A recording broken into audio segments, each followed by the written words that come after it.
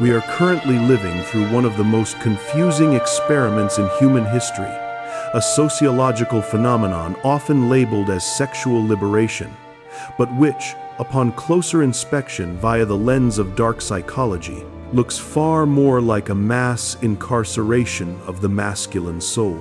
The modern world, driven by the algorithmic machinery of Tinder, Hinge, and Instagram, paints a hyper-sexualized portrait of reality where the hookup culture is the ultimate playground.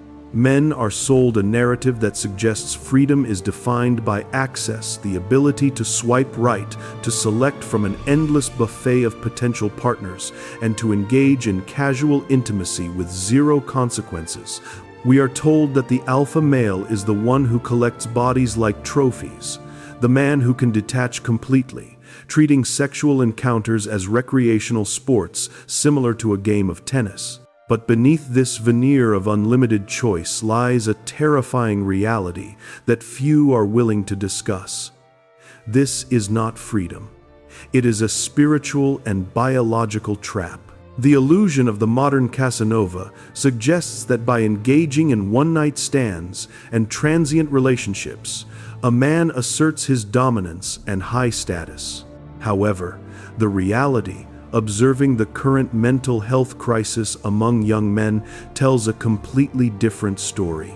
We see a paradox where the most sexually liberated generation is also the most anxious, depressed, and fundamentally lonely.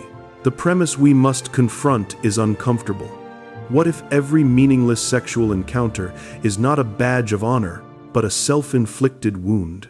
What if, in the pursuit of physical friction, you are systematically slicing away pieces of your own psyche? The central thesis here is not that sex is inherently evil, far from it.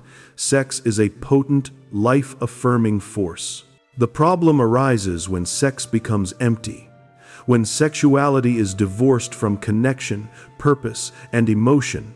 It transforms from a generator of life into a mechanism of entropy. This phenomenon is visible in the dating app fatigue sweeping across Western society. Men report feeling a profound sense of hollowness, a graying out of their emotional spectrum. They chase the dopamine hit of a new match or a new conquest, but like any drug addict, the tolerance builds. The highs get lower, and the lows get deeper. This is the dark truth of the sexual marketplace. Promiscuity acts as a dispersant of masculine focus. Instead of channeling energy into building an empire, creating art, or forging a legacy, the modern man dissipates his vital force into a void. He becomes a vessel that is constantly pouring itself out, but never being refilled. The hookup culture has convinced men that they are the consumers of sex, but in reality, they are the product consumed by their own biological impulses, leaving them spiritually paralyzed and emotionally bankrupt. To understand the true cost of casual sex, we must look beyond the mechanics of biology and delve into the architecture of the human mind, specifically through the framework of Carl Jung. From a Jungian perspective, sex is never merely a physical act, it is a psychic event. It is the intermingling of two energetic systems, a momentary fusion of the conscious and subconscious minds. Jung spoke of the anima and animus, the feminine and masculine archetypes residing within us all. Sexual union is the externalized ritual of these archetypes meeting. When this union occurs within a container of trust, bonding, and genuine emotional presence, it results in a fusion of psyche. It revitalizes the spirit, grounds the ego, and creates a third entity, the relationship itself, which acts as a battery for both individuals. However, when we engage in promiscuity sex without the container of trust, we are attempting to perform a high-voltage spiritual operation with faulty wiring. The dark truth is that there is no such thing as a no-strings-attached encounter. Even if you consciously tell yourself it is just for fun, your subconscious mind does not understand the concept of casual. The subconscious operates on symbols and energy.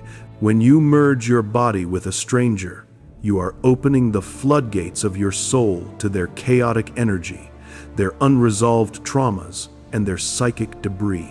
In the absence of a genuine bond, there is no filtration system. You absorb the energy of every person you sleep with. If you are sleeping with people who are lost, chaotic, or emotionally damaged simply because they are physically attractive, you are importing that chaos directly into your own nervous system. This explains the profound exhaustion many men feel after a string of meaningless encounters. It is not just physical tiredness, it is a psychic depletion. The fusion fails because there was no emotional glue to hold it together. Instead of an exchange of energy, there is a collision, followed by a rapid withdrawal.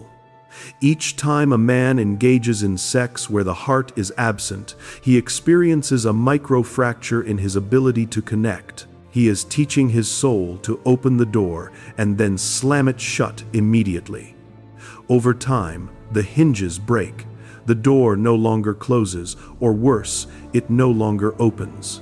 The tragedy of the modern player is not that he feels too much, but that he eventually feels nothing at all. He becomes a ghost in his own life, haunting the bedrooms of strangers, looking for a spark of life that he gave away long ago. Sex without soul is a transaction where you pay with your essence and receive a fleeting moment of friction in return, a terrifyingly bad investment for any man seeking true power. We must strip away the romanticism and look at the cold, hard biology and bioenergetics of promiscuity and excessive masturbation.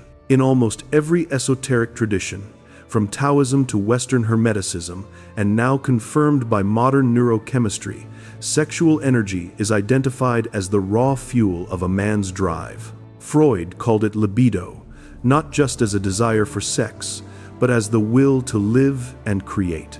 When a man constantly ejaculates, whether through casual sex, chronic masturbation, or infidelity, he is suffering from a massive energy leakage.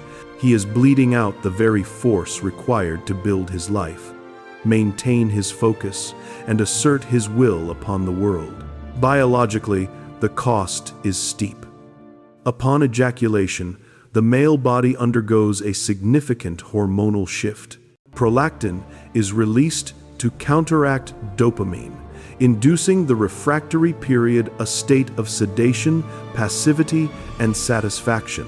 This mechanism is designed by nature to encourage bonding and rest after procreation. However, in the context of chronic casual sex or porn addiction, a man keeps himself in a perpetual prolactin-induced haze. He becomes docile. The fire in his belly is constantly being extinguished.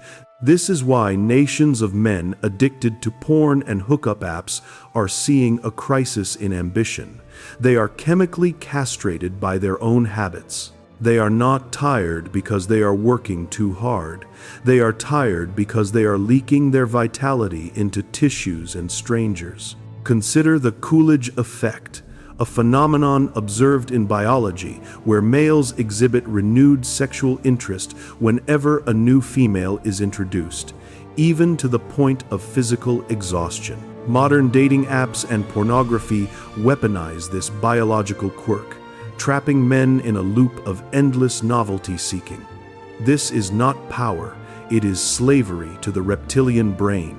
A man who cannot control his sexual impulse is a man who has no sovereignty. Every time you pursue a low-value sexual encounter, you are investing time, money, mental bandwidth, and biological nutrients into a dead asset. You are trading your creative potential for a dopamine hit that lasts seconds. Furthermore, the energy exchange in casual sex is parasitic.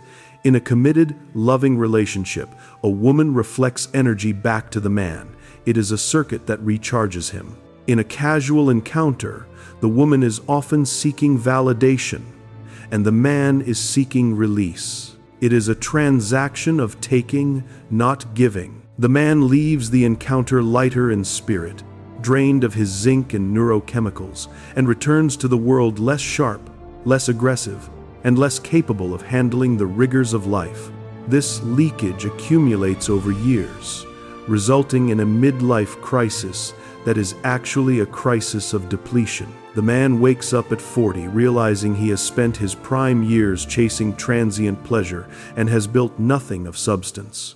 The most insidious damage caused by promiscuity and the misuse of sexual energy is the rewiring of the brain's emotional circuitry, leading to a state of emotional numbness. The human brain is highly plastic.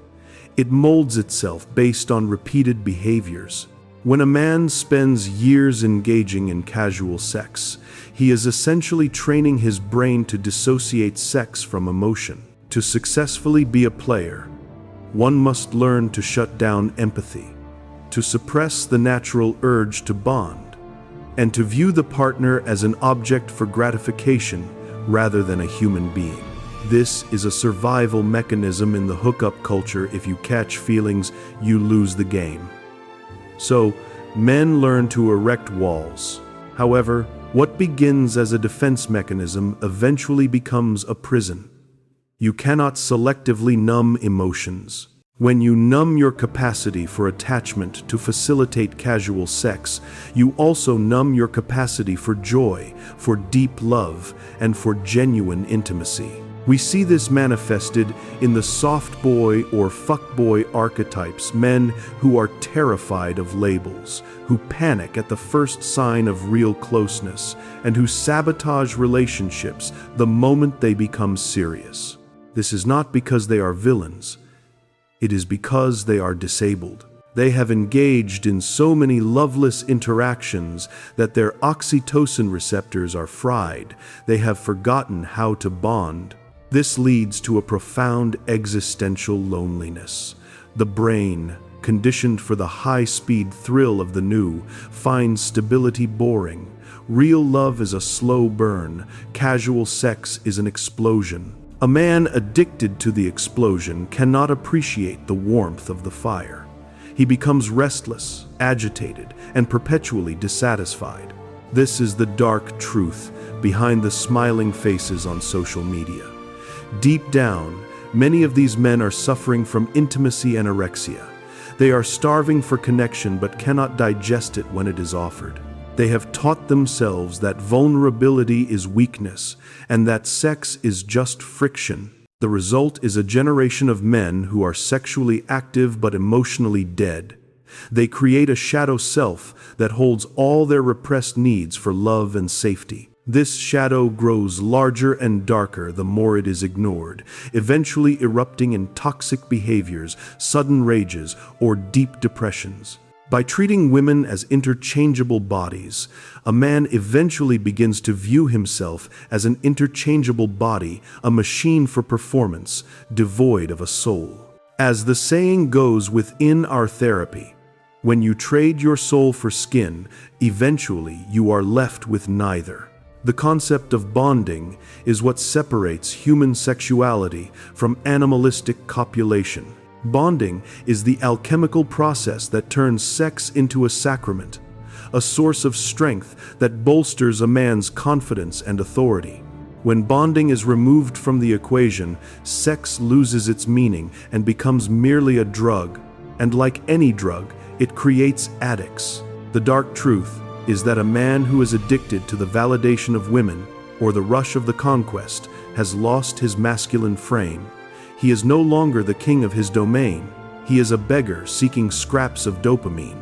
We witness this in the Casanova syndrome. Society often envies the man with the high body count, but psychology pities him. The compulsion to conquer endless women often stems from a deep-seated inadequacy, a need to constantly prove one's worth through external validation. The man who feels truly powerful does not need to sleep with 50 women to know he is a man. He knows it internally. The promiscuous man is often running from himself, using the noise of new relationships to drown out the silence of his own introspection. He is stuck in adolescent energy, the phase of life obsessed with sampling and experimenting, and fails to graduate to father energy, the phase of life dedicated to building, protecting, and stewarding. This lack of bonding capability renders a man weak in the face of adversity. A man who cannot commit to a woman often cannot commit to a mission. The discipline required to maintain a monogamous, deep relationship is the same discipline required to build a business or master a skill. It requires saying no to impulses. It requires fortitude. Conversely, the path of casual sex is the path of least resistance. It is easy. It requires no character to unzip your pants for a stranger. It requires immense character to work through the difficulties of a long-term union. Furthermore, the loss of bonding capability leads to a chaotic home life and the breakdown of the family structure, which is the bedrock of a man's legacy. A man who is physically present but energetically absent because his mind is still chasing the phantom of variety cannot lead his family. He loses the respect of his partner and, ultimately, his self-respect. He becomes a ghost in his own relationship, present in body but absent in spirit, causing a slow, painful erosion of love. The red pill rage we see online often stems from men who have disconnected sex from bonding, treating relationships as adversarial combat rather than cooperative alliances, leaving them bitter and isolated. To summarize the descent into the abyss, righteous sex is a source of power, healing, and grounding. It builds the man. Promiscuous, meaningless sex is a source of leakage, fragmentation, and paralysis. It drains the man. The distinction is not in the act, but in the intent and the spiritual container in which it occurs. The dark truth we must swallow is that the thing making men weak is not the presence of sexual desire, but the misuse of it. We have taken a sacred flame intended to warm the hearth and used it to burn down the house. A man who engages in casual sex, excessive masturbation, or infidelity is essentially telling the universe, my energy is cheap, anyone can have it, and the world treats him accordingly as a commodity, not a king. The path to reclaiming masculine strength lies in sexual transmutation and the reintegration of the shadow. It requires the discipline to plug the leaks. It requires the courage to say no to low-value encounters so that you can say yes to high-value connections. It is about choosing a partner who aligns with your destiny, not just your libido. The strongest man in the room is not the one who has slept with the most women. It is the man who has mastered his urges, who holds his seed and his energy for a purpose higher than momentary pleasure, and who shares his soul only with those worthy of the gift. This is the ultimate self-respect. It is time to stop the bleeding. It is time to stop using bodies to patch holes in your soul. The modern world screams that you should indulge every whim, but the ancient wisdom whispers that you must master them. Men do not die from a lack of sex. Men die from sex that has no soul. When you trade the depth of the ocean for the shallows of a puddle, you do not become free. You become stranded. If this analysis penetrated your defenses, you are ready for the next step. This is dark truth therapy. We do not provide comfortable lies or sugar-coated platitudes. We utilize the scalpel of truth to excise the infections of weakness, diving deep into the shadow self, Jungian analysis, and the raw realities of the masculine experience. Healing begins when you stop running from the dark and start integrating it. If you are prepared to reclaim your sovereignty and confront the truths that society ignores, like this content, subscribe to Dark Truth Therapy. Turn on notifications. Join the few who are willing to walk through the fire to find their iron. Welcome to the reality check you have been waiting for.